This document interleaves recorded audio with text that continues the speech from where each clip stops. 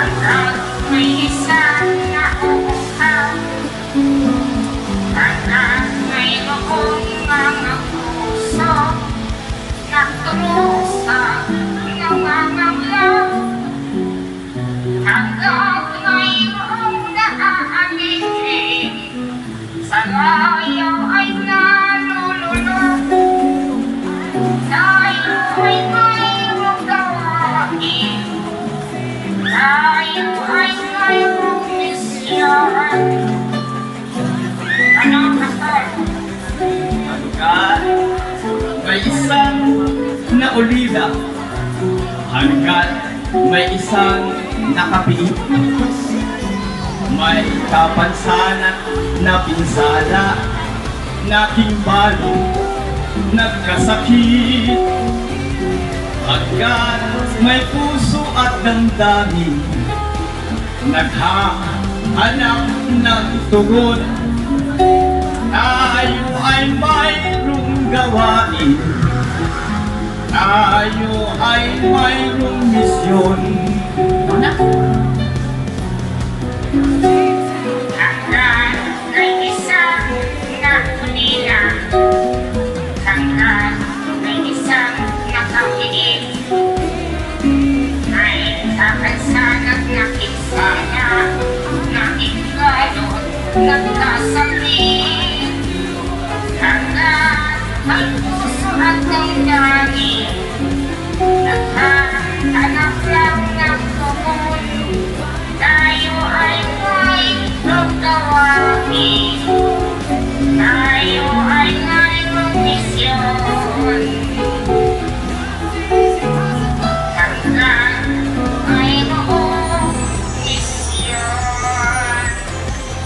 Maraming salamat po.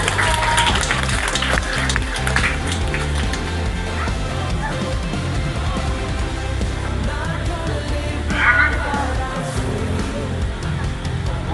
Ang naging home church ko po, ang meron ba dito taga-Sheffield? Ayan, Sanctus Spain. Ayan, so yan po yung home church ko po. Ayan, so ito po ay tubong people. Ayan, so sino mag-ipal po ba dito? Maray na pang ipasyon dito, boss. Ayan. So, ang oras po natin ay alas 7:41. So, alam naman natin ito, kumbaga, i-remind lang mo tayo ng Lord kasi totoo po na napakahalaga ng ganito pong gawain, lalo ang bubuhin ay para po sa Panginoon. Amen? So, ang aking pong text or verse na pinuha ay ayon po dito sa aklat ng mga gawa. Kung kayo po may mga aklat na kung saan ay banal na aklat, samahan niyo po ako. Sinama ko na po yung 36. Ganito po ang nakalagay sa gawa 4:32 hanggang sa mga sumusunod.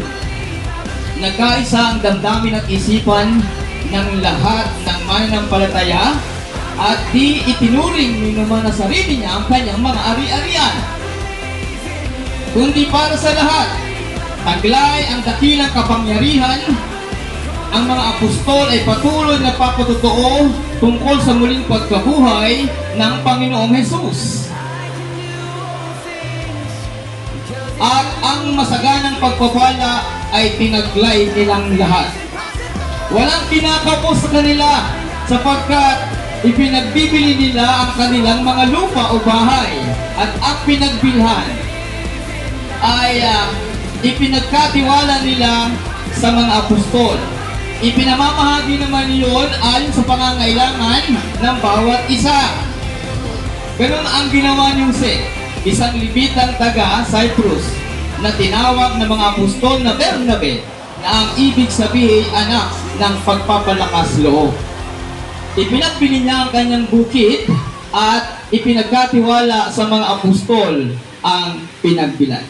Ang Diyos po ang magpala. Ang ginamit po na Lord, mga kapatiran na iisang kaisipan ng pastor. Pinag-pray ho namin 2014, Lord, sana po magkaroon po kami ng foundation kasi gusto talaga namin tumulong sa mga batang walang-wala sa buhay at sa pamilya. Pinugol po after po na isang dekada.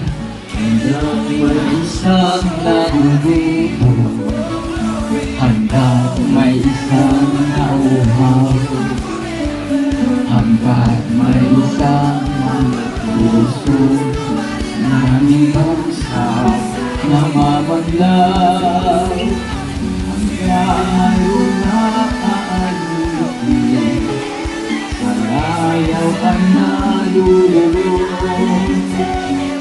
Tayo ay may gagawain, tayo ay may misyon. Hanggang may isang naulihan, hanggang may isang nakapigil, may kapansanan na pinsala, naging bago, nagpasakit. Hanggang mag-isip at damdamin, nasahagilang ng dugo.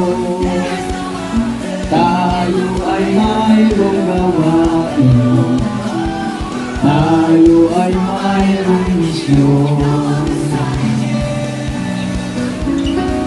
Hanggang ang kanyang katarungan, pagpapala at pagmamahal, hanggang sa sandaigdigan, ang pangalan niya'y itanghal. Hanggang mo'y lumang pagkabirin, hanggang may pagkakataon, tayo ay mayroong gawain, tayo ay mayroong misyon. Muli po, Panginoon, lang Amerikano na yan, siya po si founder sa kumata ng Mission Love Seat. At ang inyong lingkod ang napili na magpatuloy sa kanila po pagdumisyon. At habang din po, kasi nung kausap ko po itong Amerikanong ito, kung meron daw po sila, kasi mawawala daw sila sa destiny, mamatay. Meron na po silang nakita na magpapatuloy. At kung ito yung admiral, sabi ko sa mga kapatiran, ang Diyos, ang galing, magsisimula sa admiral ang mission at vision na galing sa ibang bansa. At pwede rin po magpasimula din kayo dito. Tayo po'y manalangin. Kaya po ako, with this friend, talent for mission. Given this of November 2024, nakapit dito lang, dito, barangay, Pangyan, Panawang Nakula. Isang batang Listra na merong kapansanan sa mata, na kung saan nagdalang habang ang isang manggagamot dito. At sinabi ng manggagamot, tinang sasagutin ko na ang lunas na kailangan ng iyong anak at ito ay libre. Ito ang aking calling card. Puntahan mo ako sa aking clinic. At ito po ang ginawa ng mag-ina at pumunta po ito sa clinic ng manggagamot. At habang ginagamot ng doktor ang batang ito, tayo po ako.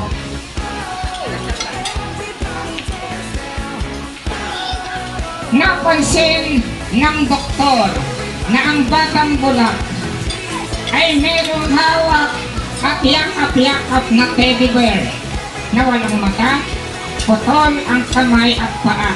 Doktor, Tinang, after 1 week, tanggalin na ho ninyo ang ganda ng inyong anak at babalik na ho ang kanyang paningin. Pagkaroon po ng isang linggo yung nga po ang nangyari at unti-unti na po tinanggal yung benda sa mata ng bata. nangyari kang panugaro? Ayan, anak, unti-unti ko nang tinatanggal ang benta sa iyong paningin. Ano, mayroon ka na bang nakikita? Mama! Meron na po akong nakikita!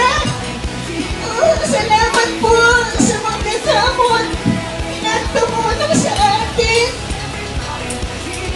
O kaya, kailangan nating magbalik tanaw. Kung ano ang mahalaga sa'yo, yun ang ipagkaloob mo. Wala naman tayong pera. Isang araw, ang mga gawin niya, ang mga regalo na naglalakihan,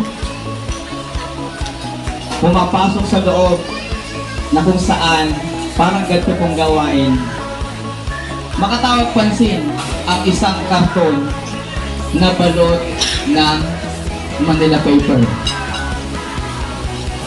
Tom, buksan ko na. Ano kaya ang laman nito? Malaking kahon na ang balot Manila paper. Buksan ko na. Nang binuksan, tumambal sa kanila ang isang lumang teddy bear. Walang mata, walang paa, walang kamay. Nagtawanan ang lahat ng bisita. Doktor, nakakahiya na regalo mo ang pangit-pangit. Sinaway sila ng doktor. Ang sabi ng doktor, lahat ng regalo nyo, salamat. Pero ang regalong ito, hindi matatawaran ang katumbas nito. Dahil alam nyo ba, ang regalong ito ay galing sa isang batang ginamot ko. Wala siyang pera. Maraming salamat, iti-treasure ko ang regalong ito. Mga kapatid, ang lesson mo dito, ano po ang pinakamahalaga na meron kayo ngayon? Yan po ang counted sa Lord. Kahit hindi po yung pera, basta mahalaga po sa inyo. So sa oras po ito, tayo po ay magkaroon ng malayang pagkakaloob. Tulong na rin po ito sa pagtatayo ng isang gusali o sambahan, ang Duhat Church of Christ. Purihin po.